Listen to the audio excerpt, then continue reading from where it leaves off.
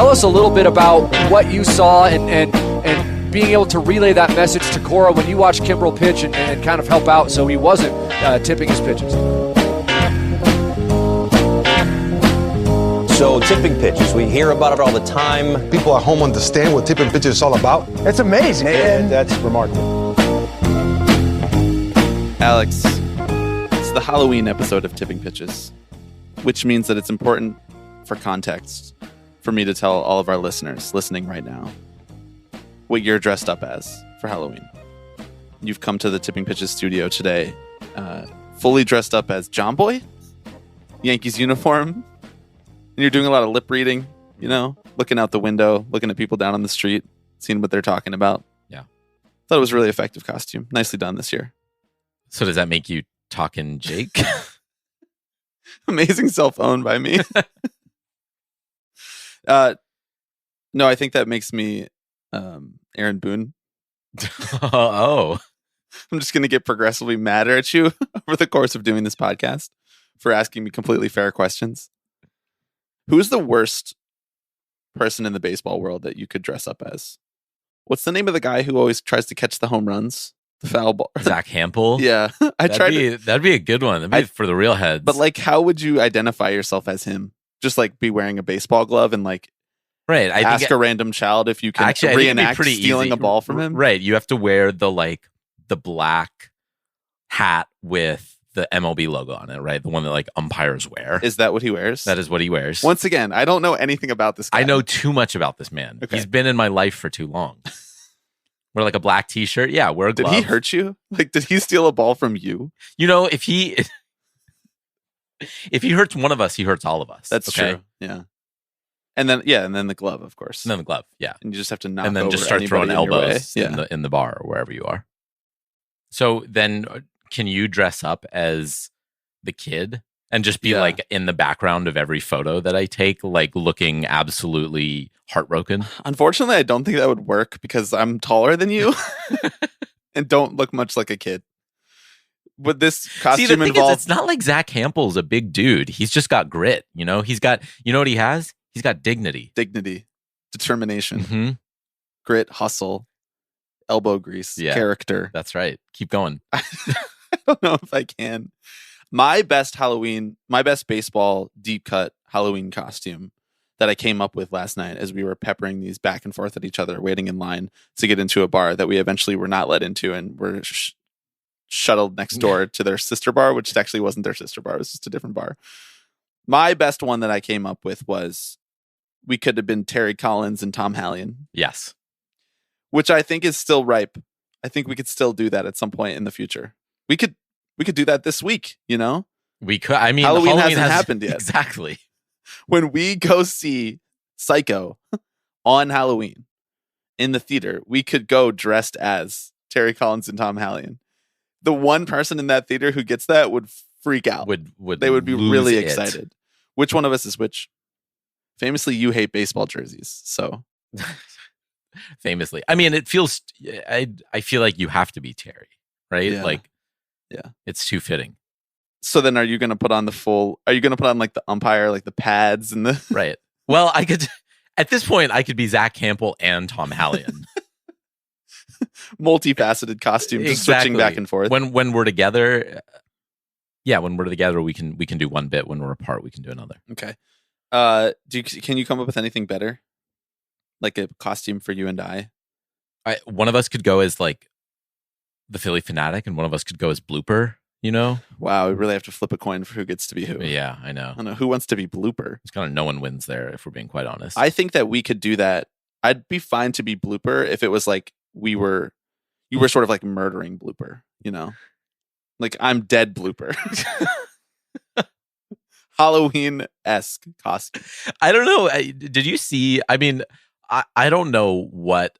I'm so afraid that you're about to do some blooper defense. No, I'm not about to do some blooper defense, but I'm so curious what compelled like the Atlanta social media team, the blooper social media person, to like piss off all of Philly. Yeah. Because they are very good at holding a grudge. Right. And so even after the Braves were eliminated, you were seeing like blooper effigies outside of like Citizens Bank Park. They were playing the Diamondbacks. I still think my idea that the Phillies and Braves should have just played again was unexplored, and we should maybe consider that. I think so. Like on the off days, on the off days of the World Series, why don't we just throw in a couple games here? Right, you were mad about not playing enough. Come back. We could even do it at a neutral site, Yeah. What would be a good neutral site for Braves Phillies? Like Citi Field? Everybody goes there and boos both teams. I think that'd be good. I'd like to see them play on like a little league field or something like that. Just change the dynamics a little bit. Even Orlando Arcia could hit a home run on a little league field. That's true. Okay. I guess it's time for us to talk about the actual World Series. Yeah, you so. still didn't come up with any Halloween costume ideas. I guess Blooper and Fanatic. That's your. But I don't want to dress up as Blooper. Well, I also just can't imagine. You should go as the Philadelphia Fanatic. I don't know why I used his formal name. You should go as the Philly Fanatic.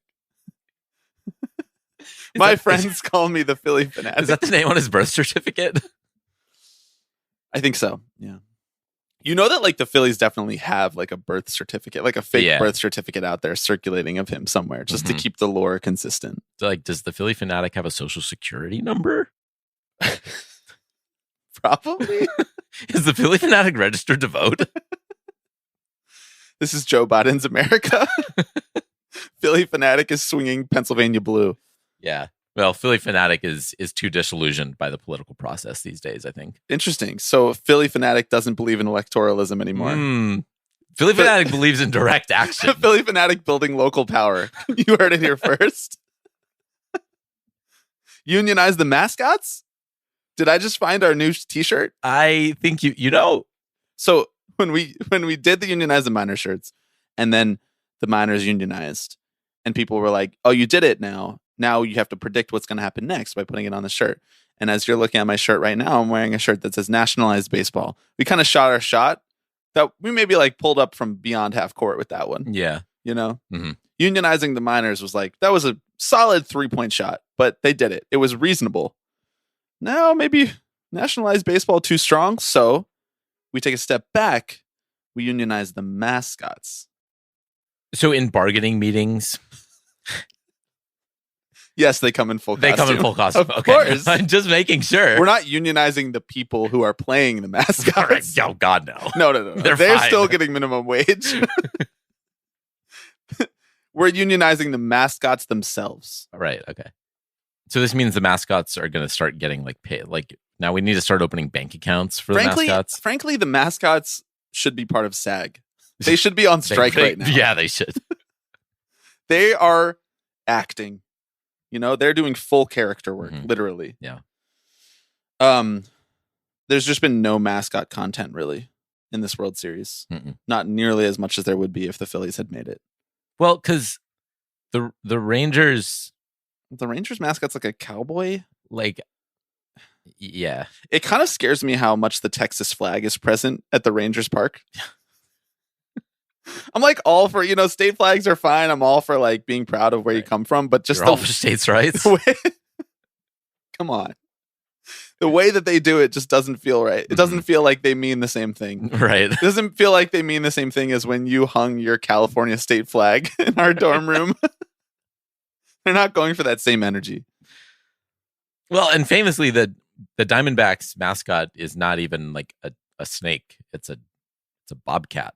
Yeah, I don't really get that still. I don't really either. I think I would be curious to see what a snake mascot would look like. Yeah, like a Chinese New Year when they get like multiple people to play like the dragon. Yeah. Like I want that. I want that energy. The mascot is like a whole row long. Yeah. Yeah. Just like slithering its way through the stands. Children are running in fear. The broadcast is randomly cutting to it all the time. More on the broadcast. More on the broadcast cutting to things later. Okay, we're going to talk about games 1 and 2 of the World Series. We're going to preview the rest of the World Series. And then we're just going to see what else comes up in the course of that process. But before we do, I am Bobby Wagner. I'm Alex Baisley. And you are listening to Tipping Pitches.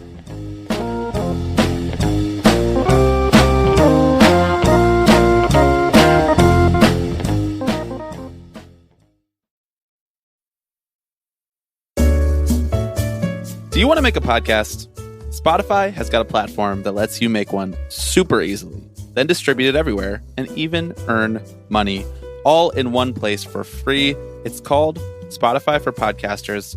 And Alex, I'm going to need you to tell me how it works. I would be delighted, Bobby. Spotify for Podcasters lets you record and edit podcasts right from your phone or computer. So no matter what your setup is like, you can start creating today.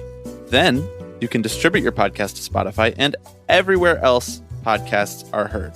Very important. Video podcasts are also available on Spotify. And when you want to take conversations with your fans, that's the listeners, that's you listening to this ad right now, to the next level, Q&A and polls are the best way to get them talking. With Spotify for Podcasters, you can earn money in a variety of ways, including ads and podcast subscriptions. And best of all, it's totally free with no catch. We have been using Spotify for Podcasters for years, and it is the easiest way for us to get our podcast out to you. Download the Spotify for Podcasters app or go to www.spotify.com/podcasters to get started. Alex, well, first of all, thank you to this week's new patrons. Those new patrons are Cody and Alec. Alec with a C. Mm-hmm. Not part of the Alex Hive. No. Not in your group Not in chat. the group chat. Came here on their own. Was not recruited by the Alex group chat to come here. Thank you, Alec. Last week, you might remember, maybe you don't remember. It was actually earlier this week that we did that podcast where we reacted to the Phillies losing. Yeah, if you say so. And previewed the World Series. At the end of that show, somewhere in the last 20 minutes of it, kind of lost track, I came up with an idea for alternative tipping pitches feeds to monetize. You did, yeah. Using artificial intelligence. One of those was the Alex ASMR feed. One of those was the feed without me, where my track is just muted. Right. And one of those was the Bobby accent work feed, where I do like a heavy Queens or Staten Island accent. I did put up a poll on Spotify, as I am wont to do. And it's just a landslide. Yeah, it is. It's coming in last was No Bobby, which thank you, everyone. Yes. I really appreciate it. That's nice. 9%. Alex ASMR feed, 18%. One stings a little bit. And the accent works, 73%. I just have to say, I think that this outcome is wrong. We gotta, much like JT Real Muto wants us to do, we gotta recount the vote. We gotta check in again. I heard from some people, they're like, I don't listen on Spotify, so I couldn't vote, but justice for the Alex ASMR feed. There we go. So, but it's an imperfect system of democracy we have here, but that's an overwhelming response. It is an overwhelming response. I don't know. It feels like the sample size is becoming a little more instructive right now.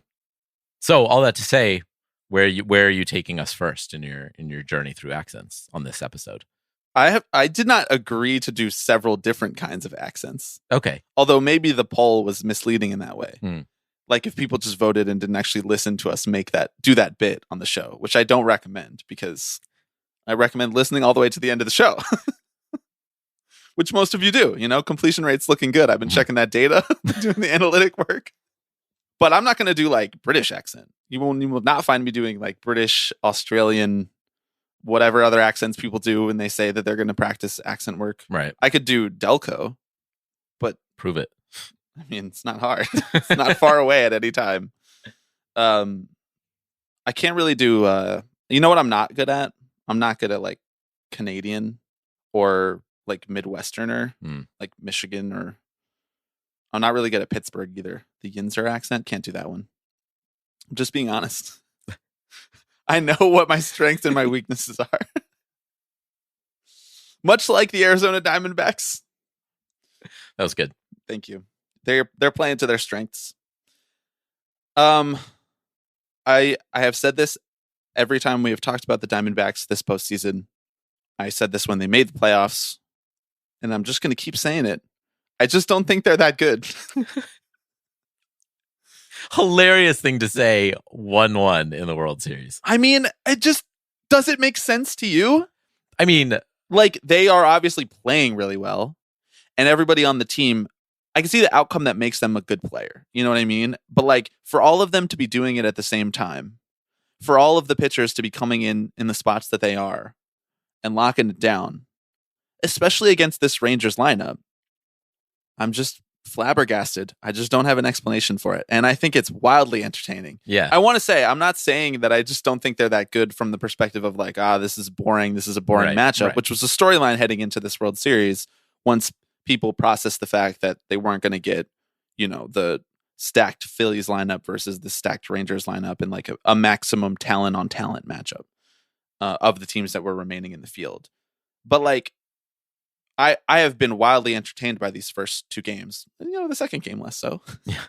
It was kind of a blowout. But I still just don't know. It's still kind of like breaking my brain. Yeah. Is it doing the same to you? It is in a good way. Like it's that, there's been a lot of clamoring, as there is, I think, almost every year about, well, why are we not watching the two best teams? Yeah. Which doesn't happen most of the time. Or ever. Or ever. Like you rarely ever see the team with the most wins, the most success in the regular season come out on top in the postseason, which is like part of the joy of postseason baseball is that it's not prescriptive, right? And anything can happen. And if your team's involved, you may be less enthralled by that concept. But as like a neutral observer, it's fun watching guys who've been toiling away in second place behind the Los Angeles Dodgers, right? The powerhouse team of this decade. Like just going out and have fun, like with no pressure necessarily. I don't know. I think it makes it much more fascinating when you're watching guys like Merrill Kelly just get out there and shove. Like, is it weird? Yeah, but it's also the reason that I enjoy watching baseball so much. And so I haven't been able to look away. I'm not sure that I agree with the part, like, it's more interesting to watch Merrill Kelly than it would be if, like, Zach Wheeler was pitching that exact game. Like, it's just different, Like, right. Kelly was amazing. He's the first person who's actually looked legitimately dominant against the Rangers this postseason, which is, if you had that on your bingo card, congratulations, you just hit.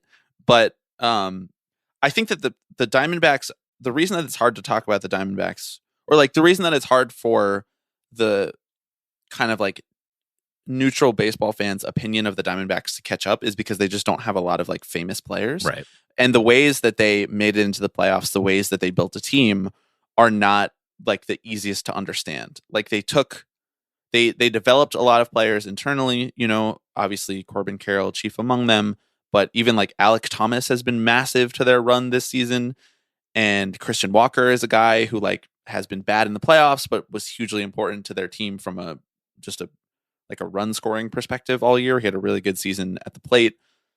But they do, and then Ketel Marte, who they acquired, and he performed really well for them, and then they were able to sign him to like a reasonable market value extension, which in that place, if you didn't believe that your team was going to be competing like relatively soon, a lot of teams would have just let him walk or traded him to try to get back more prospect value. Well, it looks pretty good that they didn't do that. It looks pretty good that they got him to be part of like the medium to long-term future. He has an 18-game hitting streak in the postseason. He just set the record for that. So like, it's all of these sort of like smaller factors compounding on each other to make this team competitive. And yet still, when you just look at these two teams up next to each other, I think you expect more things like game one, which the Rangers were sputtering a little bit to start out with. Like it was finally the first human Nathan Eovaldi performance of this October, and they got to him a little bit. And then Corey Seager and Adolis Garcia, two guys who it's very easy to understand the ways in which they are good, just come and save the day. Seager has been a star for a long time in the league. Garcia has made himself somewhat of a superstar this postseason, but like he was good all year. You look at him and you understand what it's like. It matches up very nicely aesthetically with how he looks and what he is good at. And you're like, okay, I get that. I can see that path. So it's a fascinating kind of like narrative divulgence between these two teams of what makes them good and what makes them appealing. And I think it's making for an interesting matchup.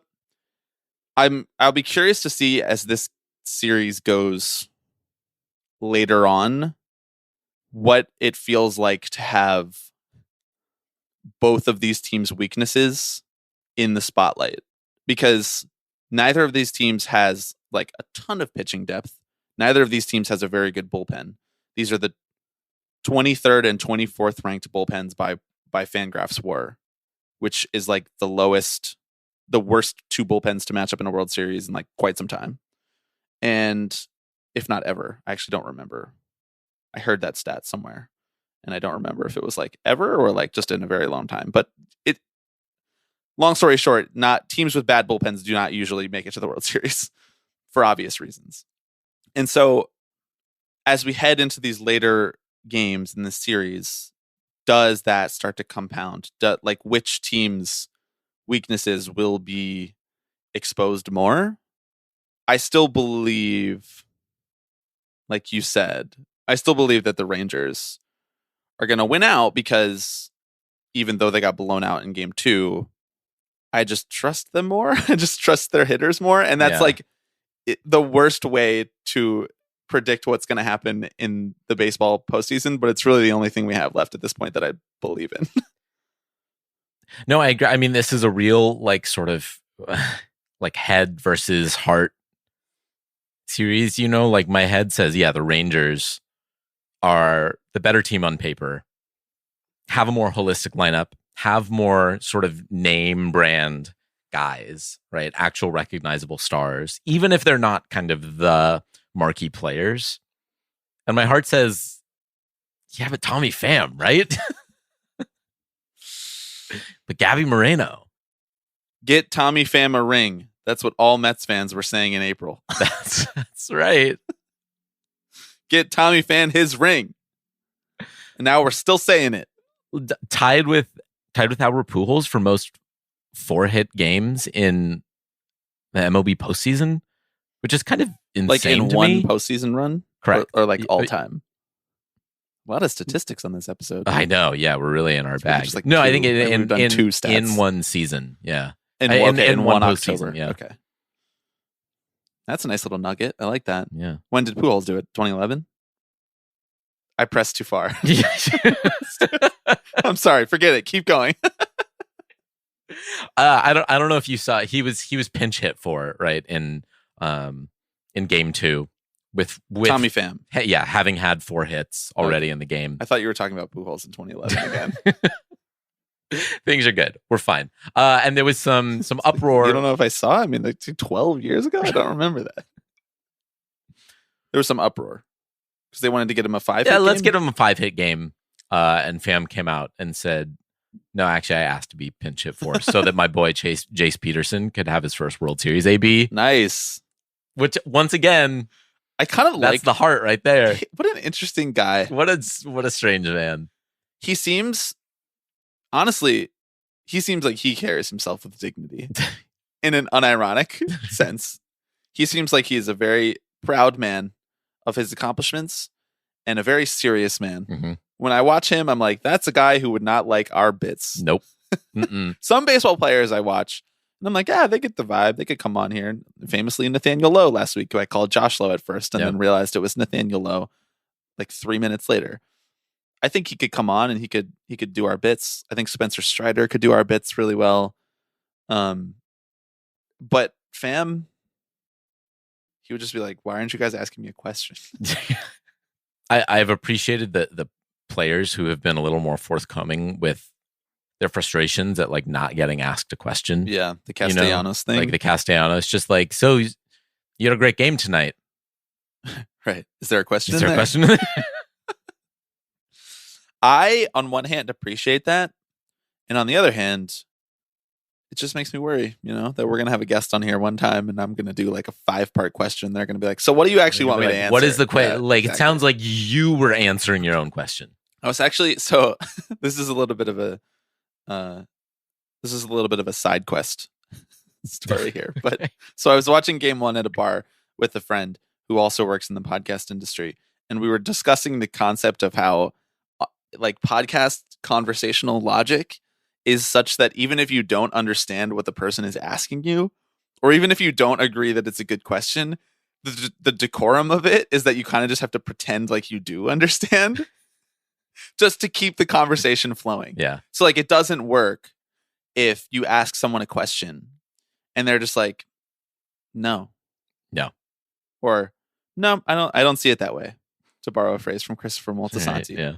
I don't see it that way. And then you just don't say anything else. No, you have to like kind of reformulate their question in your answer and then start to expand on your own thoughts on the question and then bring it back to another point and the circular conversational logic of a podcast. Mm-hmm. And as I was talking about this out loud, I was like, this is dumb. This is a dumb thing that we do here. Why?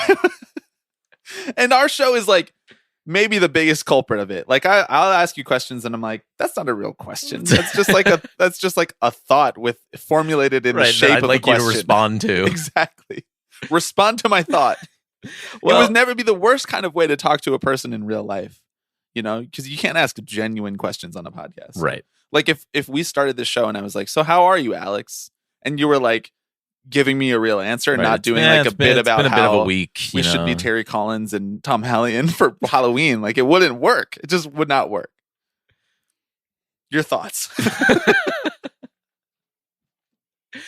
I think we should interview Evan Carter more because the like edges haven't been sanded down. You know, it's not like he just has the we should interview Evan Carter more. Oh, like we, the baseball public. Just like not like you and me. Like, we never interviewed him once. We should do that once first. Yeah. No, just because like you can tell that he's just having a good time. He started the year in the minor leagues. Like, dude, he almost finished the year in the minor leagues. He just got called up in September. And he's 21. Like you can tell he's just having the time of his life out there, as he should be. Imagine smoking a double as a 21-year-old in the World Series. Be pretty sick. I'd hold on to that one. Do you think he got that ball back? Probably. A running bit on the Mets broadcast this year was that the MLB authenticator, so they have like a person who's assigned to every ballpark to authenticate that the piece of memorabilia that they're taking to be brought to Cooperstown or to be given back to the player or whatever is the real thing, like the real ball. And he like signs a piece of paper or something that goes along with the ball. And because the Mets were so dog shit all year, like they had nothing interesting going on the field, so they just did a lot of like interviews with that guy. He became like a running character on the Mets broadcast. So like Steve Gelbs, the sideline reporter, would go down there and sit next to him, and they would like have a whole Abbott and Costello routine. And he would be joking about how he's trying to do his job while Steve Gelbs is trying to ask him stuff. And I just want to say, when I saw that guy for like the third time in a week, I was like, I know it's so over. So over. We're not coming back from this. I was like, they have given up. White flag. Poor guy is just trying to do his job. He was funny. That's got to be a good job, honestly. Awesome job. You just watch stuff and you're like, that happened. You say that's the ball. That's the one he hit. Right. And it's not like you have to like fly with the team everywhere. I don't think he's like the Mets authenticator. I think he's like City Fields. He's like the ballpark authenticator. 81 days of work a year. Yeah. Nice. How many days of the year do you think you work? Like where you're like, my output is good today. Let's just say, you know, for argument's sake, there's 250 work days in a year. 5 days a week, 52 weeks in a year, about there, 260. How many of those days are you like, I gave the A version of Alex today? These days I'm trying to bump that number up. You know, I'd say like my employer stopped listening to this. I'd say like 4 out of 5 days a week. Wow. I feel pretty good about. I think that we should have your employer listen to that a few times. That's pretty good. That is pretty. It's pretty good. We'll see. It's a fresh job. My employer stopped listening to this. I'm at like a 2 out of 5 right now. I'm like really, really productive for 2 days a week. I'm like a starting pitcher. And the other days, I just want to watch everyone else work. Right. I want to watch everyone else cook. I'm like, off. You guys are crushing it. I'm sore. I did a cold plunge this morning. I did some hot yoga. I've been thinking of getting into hot yoga. What do you think? You want to join? No. Why don't you want to do wellness with me? Hot yoga sounds miserable. Right. Can we do I'm normal already temp hot yoga? all the time. Can we do normal temp yoga? I think that you would really like yoga. Actually, no, I don't. Take that back. I don't think you do think that. What is an exercise class that we could do together, starting as a bit, but then really get both into it? Like, we have two friends right now who are getting really into bouldering. Right. I frankly don't think that either of us would have a good time. I don't really think we would. My joints don't really feel solid enough for the bouldering lifestyle. I need 2 feet planted on the ground for whatever the workout. You don't is. even need to talk about how I'm afraid of heights. Well, right. Bouldering is like, it's like a no, just right down the line. I'd be good at meditating. But like, that's an individual practice. Speak for yourself. Pilates, I don't think that you'd be into. Nope. Yoga, you're already out on. Cycling is a hard no for you. Oh, some doubt creeping across your face. Actually, what's scribbling notes? I mean, I like biking. What's nice about it is that like you just got to do one thing. So you want to cycle like outside, like you want to head upstate. But I'm just saying, like generally, the idea of biking or cycling, I'm like, I don't have to think too hard about what I'm doing, where my arm is going to go in the next position. So your hang up with yoga is that you just have to like change positions a lot. You just want to do the same thing over and over again. Yeah. All right. Well, cycling would be great. Great. Here's what we're not going to do: run. No. People listen to this podcast. If you're runners, I'm not trying to knock your style, but I am. Right. But like, call in and tell us why. 785-422-5881. That's actually a great point. I got an email the other day, and someone has since called since then, but I got an email the other day from Google, and they were like, you haven't used your voicemail in a while. We're going to give your number away soon if you don't use it. Oh. So someone called after that, so I think they were okay. Okay. All right. But just to be safe, if you're listening to this right now and you enjoy running, please call 785-422-5881 and share one thought about the World Series and one thought about why you like to run. And, maybe also share if you think that Alex should do yoga with me. Yes or no. That could be Patreon content. Would live stream us doing yoga? Yeah. Let's just live in our practice, Can you edit the poll? Can you add a 4th option in there? Edit the poll. Right. I could just put might skew the results a little bit. I could put a new poll up. Yeah. Yoga, cycling. Those are the only 2 that we really identified as options. Yeah. I'm just trying to get, you to be all in line, mind, body, spirit. I think mind and spirit are cooking for you right now, but body, we got to catch it up. I can't believe 2 games of the World Series have happened. We were talking about Evan Carter. I don't remember why. Oh, because he had a double. He hit a double, and he's just having the time of his life out there. After these first 2 games, it's amazing that the Rangers, or it's amazing for the Diamondbacks that they split. They looked super convincing in game 1. But here's how I know that I've known this for basically my whole life, that I'm too mentally weak to be a professional athlete. If I lost game 1 in that fashion, I'd be like, let's just give them the rings now. I'd be like, well, why even play? We gave it away. We should be up 1-0. And then they came back the next day and they played even better. And Merrill Kelly dominated. No runs, 9 strikeouts, 7 innings. He looked mad at himself when he gave up fly balls like close to the warning track. Mm-hmm. And I'm like, this man is locked in. And even after they won game 2, my thought process would still be, I still should have won game 1 and I should be up 2-0 and I would still be kicking myself for that. So I am not built for it, but I guess the Diamondbacks are. Now the series heads back to Arizona, where we have a fascinating game 3 matchup of the youngest person in the world versus the oldest person in the world. Max Scherzer versus Brandon Pfaadt. And then in game 4, we're going to get the vaunted pitching matchup of TBD versus TBD. It's really interesting that Scherzer will be, I feel like it hasn't been talked about much, but pitching against the team that drafted and developed him. Mm-hmm. I'm fascinated to see that, going back to Arizona as like a 40-year-old man, 39-year-old man pitching against a rookie in Pfaadt, who they that was like their top pitching prospect. And when they called him up, it was like, we hope that this is the guy who can anchor our rotation along with Gallen. And obviously Merrill Kelly had a fantastic year, and he's reiterated that in the postseason. But the Diamondbacks have kind of gone as Pfaadt has gone in the postseason, you know, or at least they did in the NLCS. Like those two good starts from him, and really one great start and one solid start, are, if you boil it down, the reason that they beat the Phillies. So as we approach Game 3, one day from when we record this, what do you think is going to happen? Predict the exact score, the exact line for each pitcher. Right. All right. Pull out your FanDuel Sportsbook apps, folks. We got a parlay incoming. 4 more hits for Tommy Pham. Mm-hmm.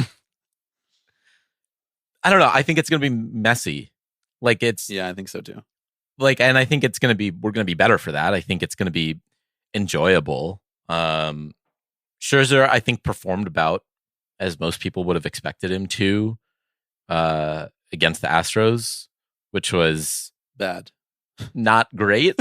like not awful, not a blowout, but it almost felt like he was going out and like eating innings, which is maybe not what you want from Max Scherzer. And he also didn't eat very many innings as it is. You know, it seemed like he was no. If he was being eating, challenged, if he was eating innings, they would have treated him like Lance Lynn against the Diamondbacks in round one. Just let him rock. Just give up 4 home runs in 1 inning. I guess we got no one else to go to. Yeah, I don't know. We've seen the Diamondbacks have been jumping out in front in these first 2 games, getting on Rangers pitchers early and occasionally very late, as we saw in Game 2. I have an inkling that trend may continue into Game 3. I probably believe in Pfaadt more, but again, I think once both teams turn things over to the bullpen, it's kind of anyone's game at that point. I am going to go the other way. Okay. I think Scherzer's going to give them 4 and change of good start. Okay. I think he's going to keep the Diamondbacks under 3 runs. I'm trying to get really granular really here. And I think Pfaadt is going to get bashed around by this lineup. Wow. So I like Pfaadt. I think he's a good pitcher. His sweeper is tremendous. And you know what? I got myself in a little bit of hot water in the Tipping Pitches Slack for saying that sweepers aren't real earlier this year. Yeah. Talking about this rotation of the ball, a lot of technical stuff that I know and I believe in. I'm just saying, like, from a qualitative announcer perspective, like, do we need to just be explaining what sweepers are 100% of the time? Like, probably not. Both things can be true. But Pfaadt's sweeper is one of it's truly like an authentic put out pitch from like a Saris stuff plus perspective. And I just think that the Rangers lineup, and maybe I'm just like overvaluing this because this is true of Corey Seager. He just doesn't chase. Just like you can't get him to bite on the sort of like pitch profile that Pfaadt needs to induce swing and miss. So like his fastball is like, it's fine. It's good when it's working really well. He throws like a 2-seamer and a sinker and a 4-seamer if he needs to. So like these pitchers who throw those different kinds of fastballs and need to entice you into weak contact or like to chasing just outside the zone, I just don't think that those pitchers match up very well against a Rangers lineup that like takes their pitches, sees the ball really well, does not have anybody who's an easy out to chase the sweeper outside of the zone the way that the Phillies lineup does. And so what you saw in Pfaadt's starts against the Phillies was when Trey Turner would come up, it's just like, all right, here's 5 sweepers that are all going to sweep outside and make you chase on all of them. And you might foul off 2 of them, but you are going to strike out. And he just kept going to that formula, did the exact same thing to Castellanos. And then when Harper was up, it was like, all right, I'm just going to hope that you don't tee off on the fastball. And Harper just missed it a couple times. But like, he shouldn't have, like Bryce Harper in the previous round might have hit that for a 3-run home run. So I just think it's a tough matchup for him. I think there's like 4 or 5 guys in that lineup who I just do not want him to face even a second time. Mm-hmm. Like Seager, Carter, I mean, even Garcia, who's just incredibly hot right now, but that's at least righty on righty. Nathaniel Lowe, like these are tough hitters for him to get out. And so, I don't know, maybe I'll look bad. Like maybe he'll have a great start, but I think that weirdly, as down as I've been on Max Scherzer and as like mediocre as he's looked because of his injury and how rocky it's been for him this season, I think that I just think that he's going to match up better against the Diamondbacks lineup than vice versa. Right. I mean, I do think like these Pfaadt's remarkable performance, these playoffs, have overshadowed the fact that he had like a 6 ERA this year. Yeah, and like he's a rookie and he was coming into his own. Of course, and like is still highly regarded and is still figuring things out. And like, talk about backbone to go into Philadelphia in game 6 like that. Yeah, game 7 rather. He pitched game 7, not game 6 in Philly. Tall task. Anyway, sorry, you were saying that he was bad during the regular season. Oh no, I mean, he was very homer prone during the regular season, like very homer prone, and the Rangers are definitely the kind of team that can exploit that sort of thing, as you were alluding to. Yeah. So yeah, I don't know, man. It's not like we want to make statistically backed predictions and analysis. No. We just banked so much. Now we don't have to talk about real baseball for like months. I know. That's great. Do you want to go back to hot yoga? I actually would like to go back to hot yoga. Name every yoga pose that you can think of right now. Go. Lotus. Okay. Can you demonstrate that for me? Yeah, I'm doing it right now. Downward dog. Okay. Upward dog? Yeah. Very similar to Cobra. Snakes alive. Balance on one foot with your leg up. That's called tree pose. Right. Well, not at my yoga studio. My yoga studio where I lie down on the couch. Right. I do a lot of planking in yoga. This is riveting content. I'm a pigeon pose guy. Very good for hip opening. Very good. Okay. You should try that one out. It'll do wonders for you. Can you demonstrate for me? I mean, it would take a little bit right now. There's also not a ton of space in the excuse. studio. I would like to have a studio one of these days where we actually do have space to move around.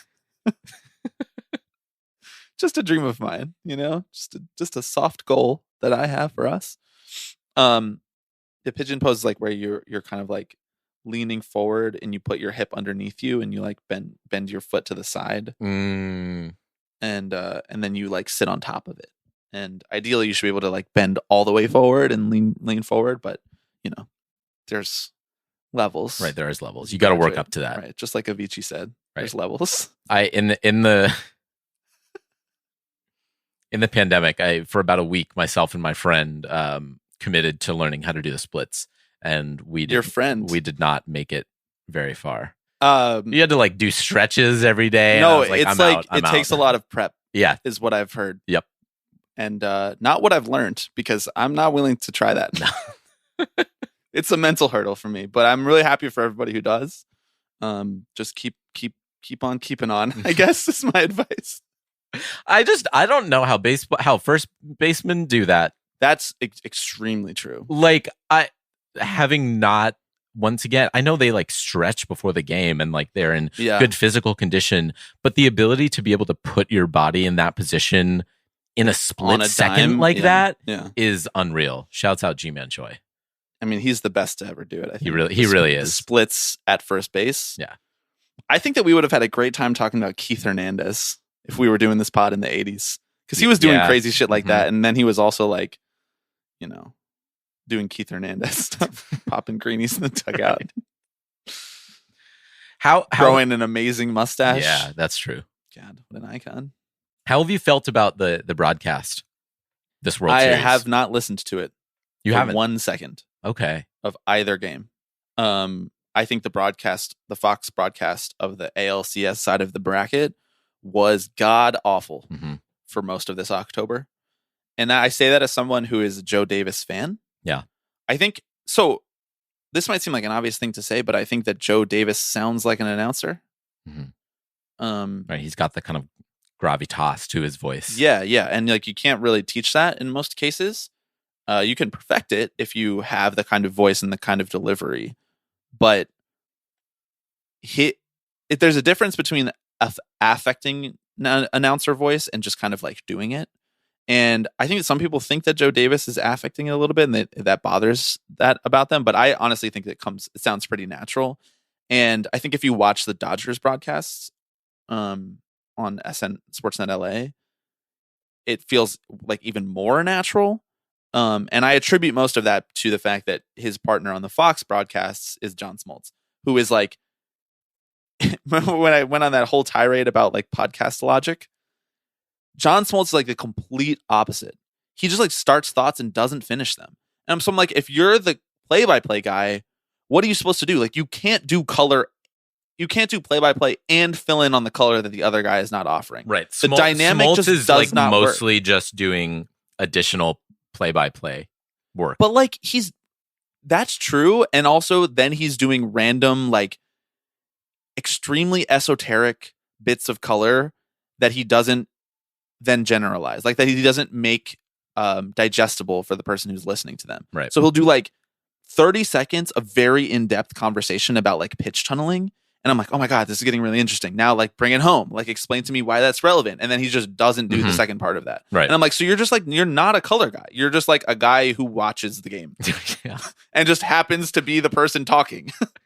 And I'm like, I could find 30 guys like that, you know, like obviously they're not John Smoltz Hall of Fame career. I'm not saying that I know more about baseball than John Smoltz, but like, that's not the job. The job is not knowing about baseball. The job is not having played baseball. The job is like making it interesting for people to watch the game.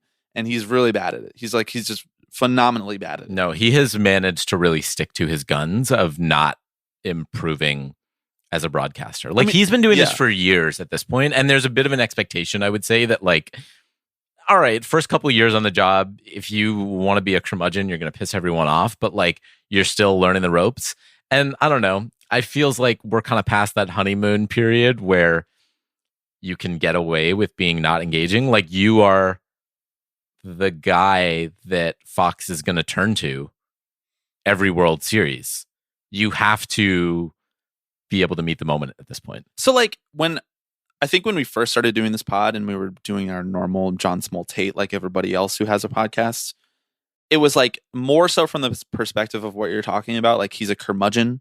He's like, nobody knows how to hit it the other way anymore, and nobody wants to stay in the game anymore, and all of these boring things that like we'd heard time and time again. But I almost like don't even care what your perspective on the game is now. If you're interesting, like, I will watch people be curmudgeons and find it entertaining. Keith Hernandez is exactly like that. Like, they view the game the exact same way, but because Gary, Keith, and Ron are effective facilitators of a baseball game, or like engaging. Yeah, like it's fine. It's fine when he has a retrograde opinion, and then they clown him on it. They clown on him for a little bit about it, and then like we keep him moving, and he's funny.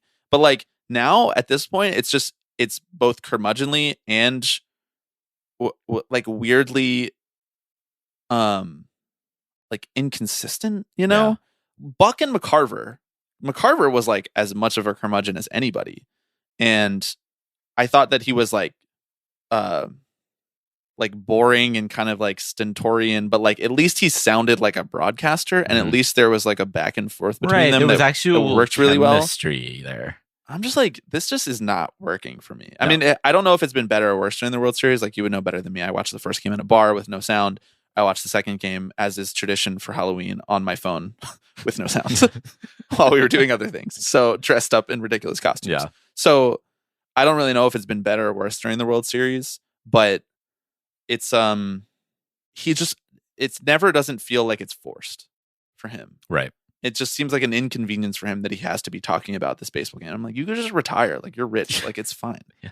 So I don't know. What has there been something during the World Series that you've noticed that's like different from what I'm describing from watching the ALCS side of the bracket, or like more tolerable, or is it still pretty bad? No, I think it's kind of par for the course for this sort of broadcast. There have been moments of kind of the standard, well, this could go one of two ways. You know, this pitcher could find a lot of success against this lineup, or this lineup could exploit the weaknesses, and it's all going to come down to which one of those things happens, which, as someone who does a bad job of just vamping to fill air. I really value takes like that. Something that has stood out to me about the broader postseason broadcasts, not about Smoltz or Joe Davis, is the kind of the real lack of awareness when it comes to talking about like Latin American baseball players and like specifically as it relates to like very real international relation. I don't know. We had a couple weeks ago, I think this was during the Atlanta-Philadelphia series. We had like Matt Weiner talking about Jose Alvarado was pitching and Weiner talks about how, you know, it's actually kind of sad because Alvarado's family really wants to see him here to pitch, but they can't because they are in Venezuela and can't get visas, and so he's pitching with a heavy heart. And Brian Anderson's like, "Wow, great stuff, Matt! Like that's thanks for that story," which is just like, and then like move right along, right? Very uncritically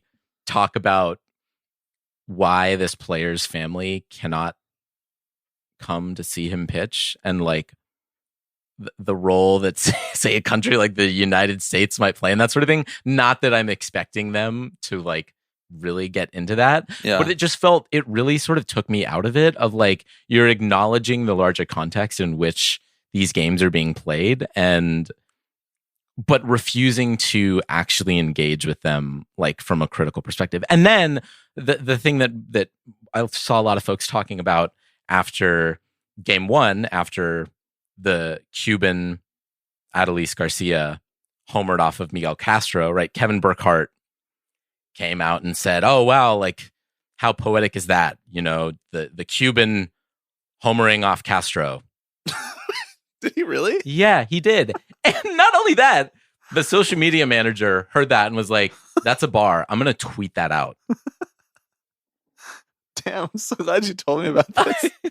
But it's just like such a lack of self-awareness. Yeah, announcers be normal challenge, impossible. What are you going for there? I think he just wants everybody to know his feelings on communism. Like he saw Vin do it that one time. Yeah. And he was like, I'm trying to do that. Trying to get like that. Just grasping at like relevance there. Yeah. I mean, it's like this very defined set of like morals that you are allowed to express on a broadcast. And they have to fit like within this very small box, and anything that even like presses up on the outside of that box, you just have to snap it back into place really quickly. So that reminds me of how like during the NFL draft or the NBA draft or whatever, it's always like they have these like personality pieces or like human pieces on the struggle of like an athlete growing up, like if they didn't have a great childhood, or you know, they didn't have enough money to go to college but they got offered a scholarship and now they're getting drafted and this is the best night of their life, and look, there's their mom or there's their dad or whatever, there's their sister, look how happy they are.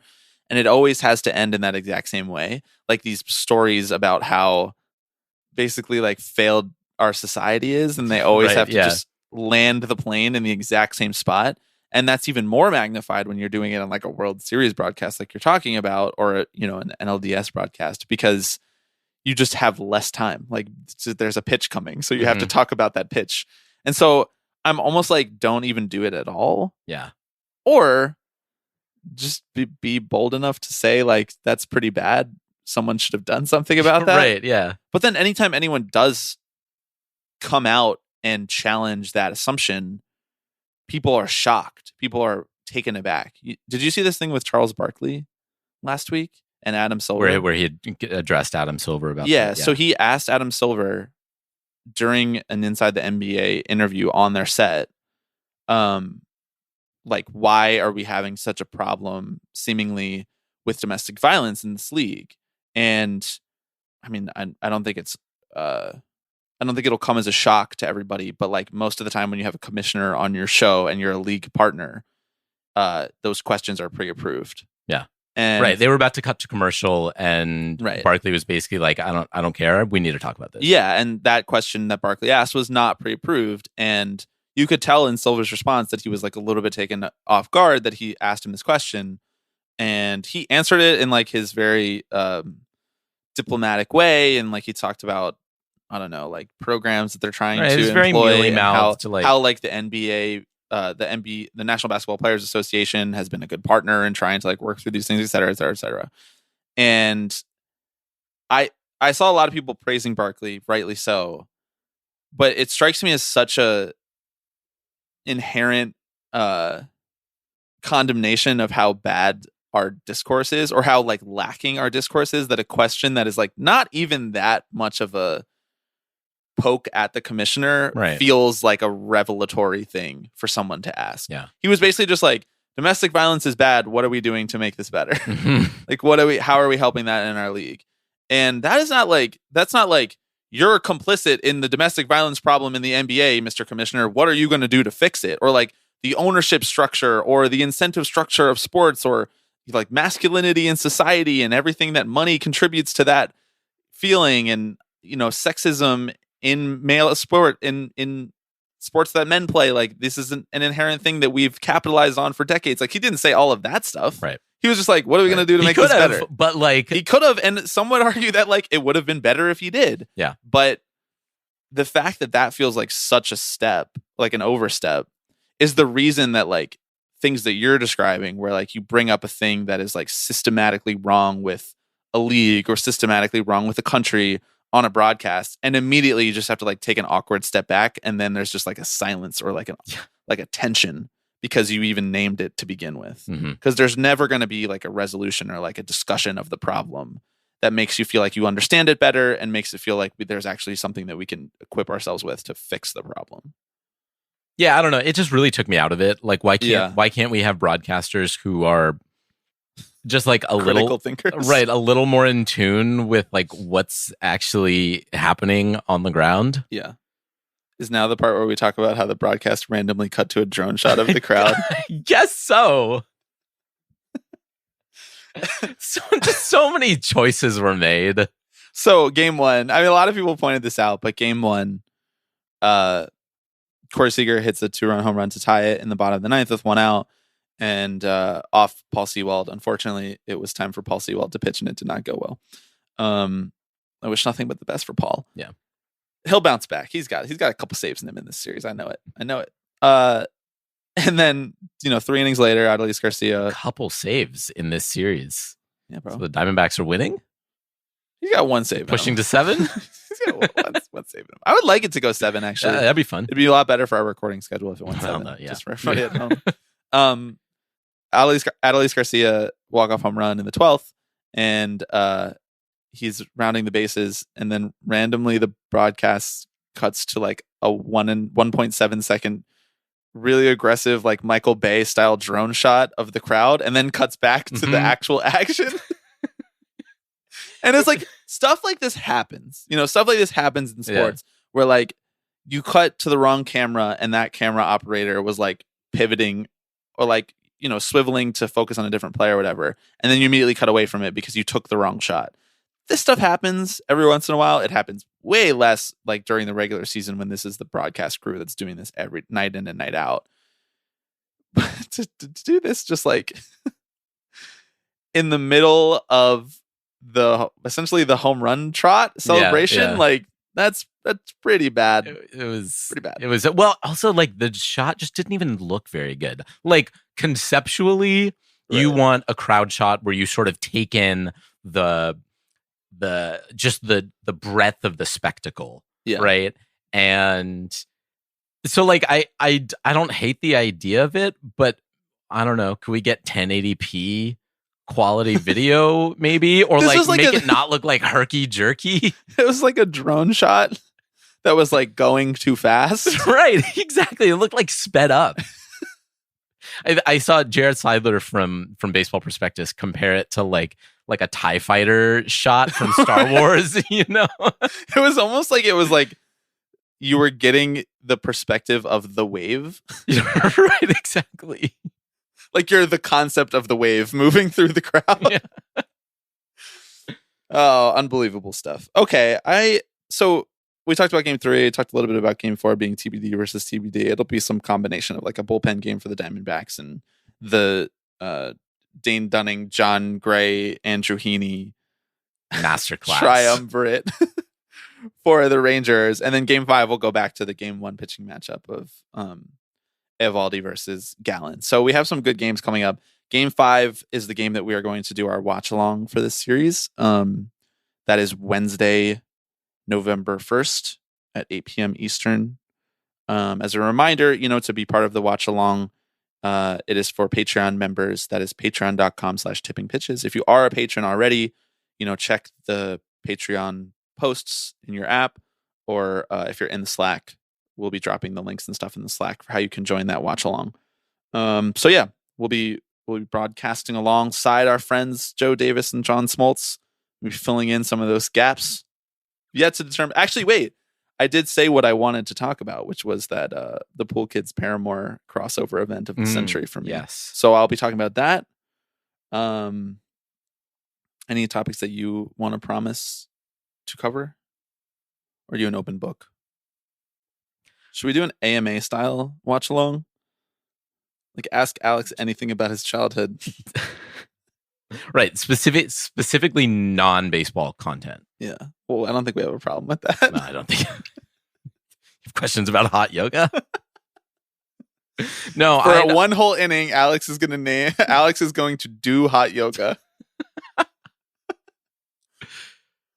I think if people thought we were being serious, we'd get like 50 people to sign up for the Patreon right now. Well, then stop implying that we're not. No, we're going to treat inning 4 as the mindfulness inning. It's a real 7th inning stretch right there. Yeah, exactly.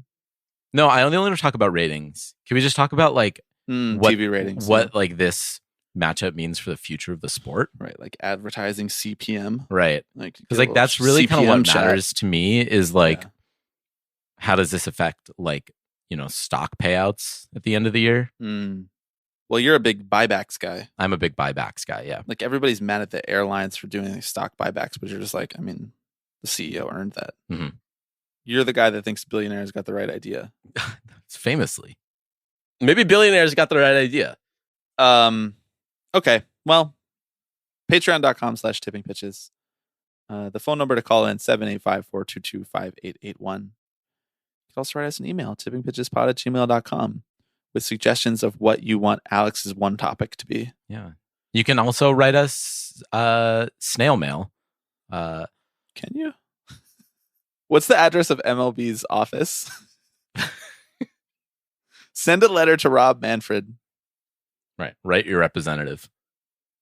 But Rob's not our representative. You're our representative in the fans union. That is actually... So give out your address. We have a P.O. box. Yeah, but we never see that. No, we never see that. That's where all the like, your taxes are late mail comes. Don't say that. Our taxes are up to date. I know. That's where all the your taxes are late mail would come if our taxes were late, which they're not. Which they're not anymore. Thank you everybody for listening. We will be back. Actually, so as a note, we will be back whenever the World Series ends. So if that is later this week, we'll figure out some way to do some type of World Series reaction pod. If it's like at the end of the week, or like Friday or Saturday, we'll probably just put out another episode next Sunday, like we typically do. And we have some exciting stuff coming up in this off season too. So even if the World Series is well on its way to being over and this baseball season is coming to a close, we have great stuff on the horizon. Dumbest Things of 2023 with Batting Around, which we love to do, our favorite episode every year. Hopefully some guests to talk about how owners are bad. We've had a lot of come on tipping pitches replies lately. You're just hearing it more and more. You really are. So and of course Alex Rodriguez is kind of waiting in the... Well, he has to do promo for his pod. Where better to promote it than here? All right, I'm going to email that note to ourselves so we don't forget. Great idea. So we'll be back later this week or next week, sometime soon, to talk to you about the World Series champion, Texas Rangers. See why, bro. See why. See why. 6:10 RD. GM. Yeah, like it that way. Any man of mine better walk the line. Better show me a tease. everybody. I'm Alex Rodriguez. Tipping pitches. Tipping pitches. This is the one that I love the most. Tipping pitches. So we'll see you next week. See ya!